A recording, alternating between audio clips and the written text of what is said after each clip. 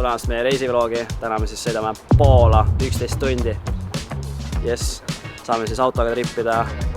Hakkame siis otsust minema. 2 masinat. Meie Arminiga ühes. Kahekesi katsume hakkama saada. Ja partipass on siis teine. 10 inimest sees üli lõbus meil Arminiga. Ülimõttetu, aga saame hakkama ja eks näeme, kuidas meil see trip välja kujuneb. Nii, tule vaatame, kuidas rattad pakitud on. Tule eest ära. Sõela ratas. Põhimõtteliselt siis 3 ratast loosi õnnega valiti siis õnnelikud inimesed, kes saavad oma rattad siia taha panna. Päikese, tuule, vihma kätte. Vihma tuleb väga kõvasti praegu, nii et ohtlik. Ja siis ülejäänud rattad on meil Renault, mis on seotud. Ja seal on siis joosud ja vaadetavasti mingid raamid ka kuskil all. Ei näinud, saab hakkama. Armin tahab küünega öelda. Asume teele.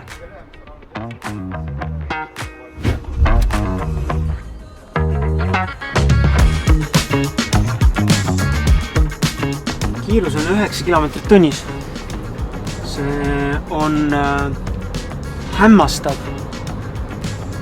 Ma ei hakka ütlema, kumb pidi see hämmastav on. Aga Riia ringtee on alati suurepäraste üllatustega.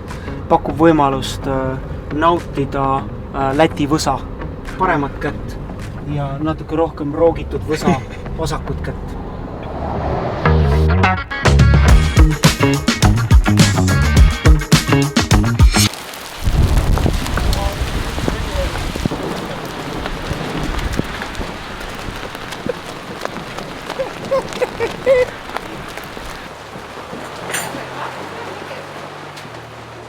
Ma jäin vetsus ära ja siin ma olen, söön. Kus maitseb? Ja. Nii, tulime siis, jõudsime Leetu, täpsemalt Panevežisesse.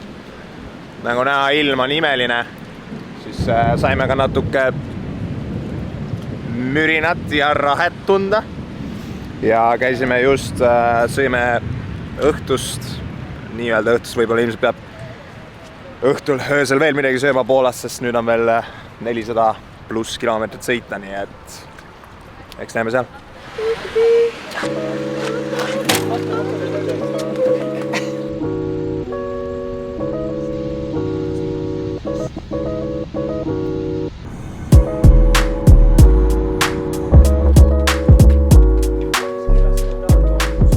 Kes auto on? Kus autosõit oli? Väga kerge. Väga mõnus, tahaks veel sõita. Võib-olla Arminiga paneme äratuskellad öösel ja teeme veel veits juurde. 3-5-7 trellid.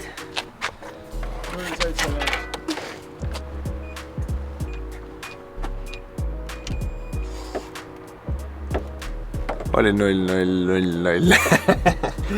0-1-1, 3-5-7. 3-5-7. 0-1-1-3-5-7 trellid. Panin mingi 3 korda. Vastu jäes. Olen toon oma kotid. No way. Why not? Too tired. Gert, sa oled 3.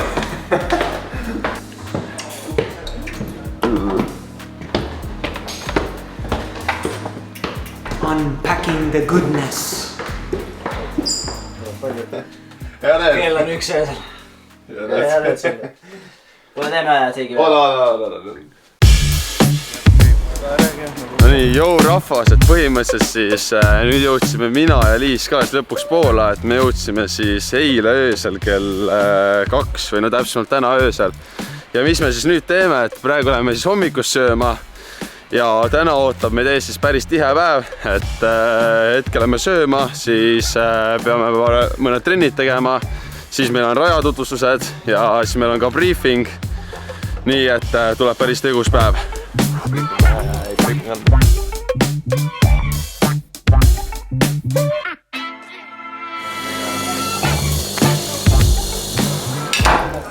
Pannkoogid, muna.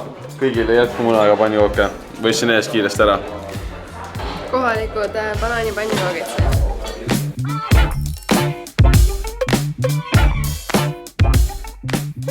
Lähme 45 minutisele rattaringile. No alguses liigume välja A1 pealt, siis võtame E322 ja paar kiltsa selle peal ja siis... Kuule, mis teil aerojalad ei ole? Kuule, ise kästi, aga homme need on täielikult trimmerdatud.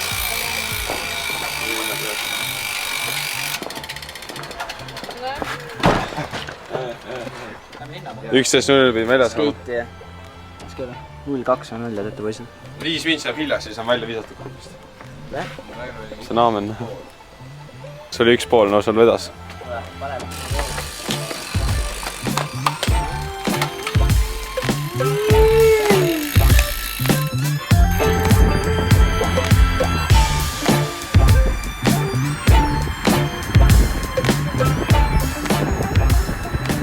Läheme siis ujumisrada vaatama ja siis jookseme ka natuke ja siis juniorid lähevad briefingule ja veits hiljem lähevad eliidivõistlejad Johannes siin briefingule ja siis võib-olla pärast lähme sööma ka, vaatab kui aega üle on. Kus jätab korra vahele? Ma ei tea. No põhimõtteliselt ilm on meil umbes 30 kraadi peale, aga vesi kahjuks pole nii soojaks läinud, et vesi on vist predictionid on 16-17 kanti, nii et võistlus toimub ikka ka lipsaga siis jah.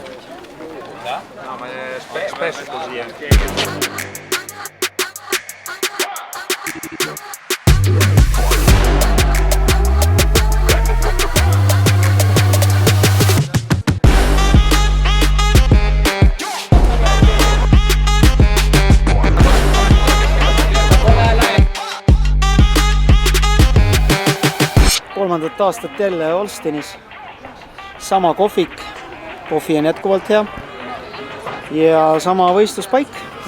Et eilne reis läks meil circa tund aega pikemalt kui eelmine aasta tänu erinevatele teetöödele ja muudele toredustele ümber Riia. Täna hommikuks nagu kedagi väga surnud ei ole, midagi sellist ülevat ka nagu ei ole, et eks see on selline võistluseelse päeva rutiini läbimine, et praegu ujume, siis jookseme, hommikul käidi sõitmas, et need kõik asjad rahulikult ära teha ja registreerida ja korralikult homseks asjad valmis panna, et ega muud ei oskagi nagu siin kui muude asjadega sportlastele abiks olla. Et nende asi on teada, mida neil vaja on ja kuidas mina saan aidata, et vaatame. Et ennustama väga midagi ei hakka, kuigi tüdrukute poole pealt ma arvan, meil peaks olema esikümnesse ikka päris mitmel sportlasel asja.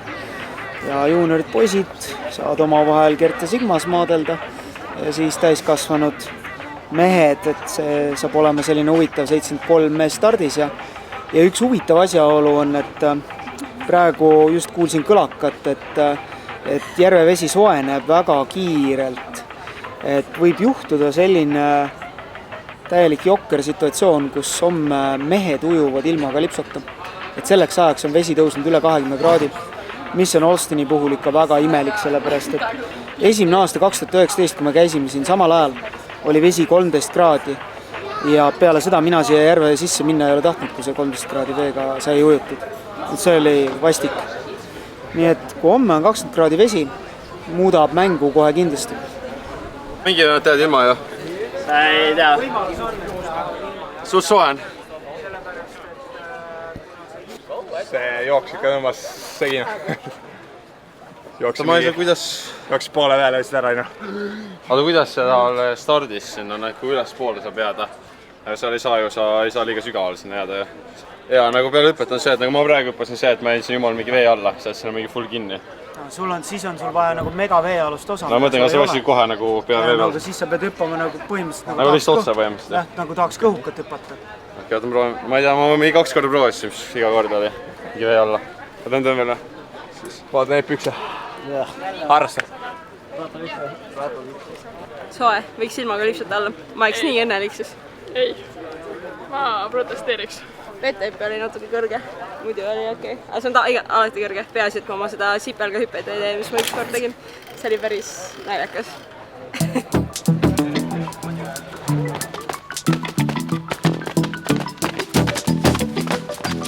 No nii, et nüüd on siis trennid tehtud, et briefingul käidud, et mis siis briefingul huvitavat oli see, et võib-olla toimub siis homne ujumine ilma kalipsota, et veetemperatuur oli täpselt 19,9, kui läheb 20 kraadi peale, siis on ilma kalipsota. Aga mida me nüüd teeme, Armin? Nüüd lähme pitsat sööma. Ja siis juba tuttu ja homme ongi käes tähtis päev.